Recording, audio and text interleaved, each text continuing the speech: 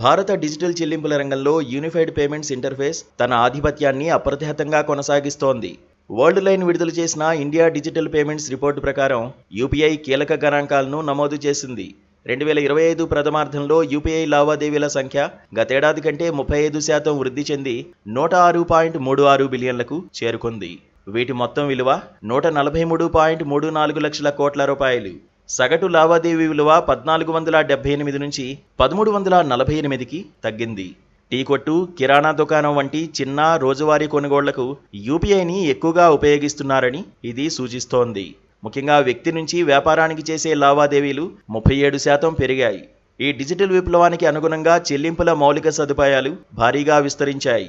QR కోడ్ల సంఖ్య 111% పెరిగి 678 మిలియన్లకు చేరగా, పాయింట్ ఆఫ్ సేల్ టెర్మినల్స్ 29% పెరిగి 11.2 మిలియన్లకు చేరుకున్నాయి. మరోవైపు క్రెడిట్ కార్డుల సంఖ్య 23% పెరిగింది.